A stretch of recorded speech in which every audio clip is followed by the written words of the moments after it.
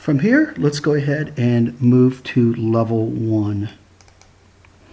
And I'm going to use this as an opportunity to go over a few of the editing things. One of the things I noticed is that here's my center line. Look how this curtain wall, the mulligan doesn't line up with that center line. I probably either want the center of this or the center of this to line up with that. How do you adjust that? Come down here and click on this. And let's tell it we want to justify the vertical grid pattern at the center. Just going to apply that. And now we should see that that's lining right exactly with the middle of this. Now I'm going to show you something that I don't think we've covered in terms of model lines. In essence, just so you know what we're going to do here, we're going to put a column out here. Okay. And a column out here. We're going to have a beam that goes from here to here, a beam that goes from here down to the wall, a beam that goes from here down to the wall. Then on top of that, we're going to set a series of beams that are actually going to hold the roof. So the new beams go from span like this, and that provides the structure for what holds the actual roof up.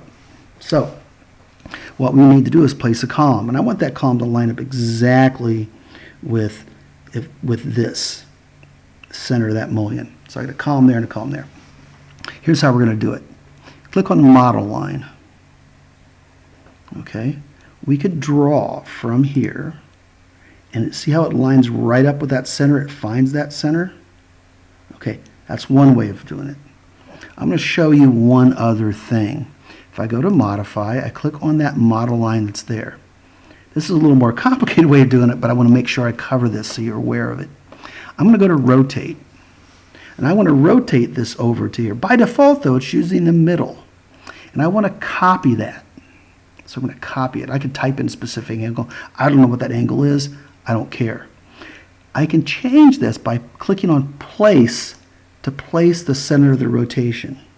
The center of the rotation is here, and this works kind of like rotate reference in AutoCAD. Now I click up here, anywhere along the line, as long as I want to use that line. I can actually use anything as the beginning reference point. In this case, I want to go from here. Now watch this. Click, drag it over, and it's going to finds that, snaps right to that middle. See that? And we did a copy, so we've got that. So, just covered that. Let's go back to structure. And I want to add a grid. And I'm going to snap right to this point here. And it's going to be a horizontal grid. And it should be grid number 4. Uh-oh, I got to straighten that out. Let's make sure that that's set to 180. Sorry about that. Now it's straight. So I've got that, and I can click on this end and drag this end out. So now I've got my point to put the column right here. Oh, wait a minute, that didn't work out.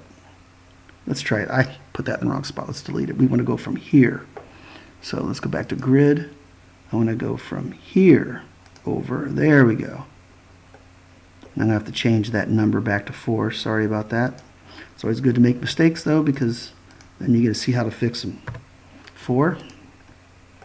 So now I've got my grid where I want it.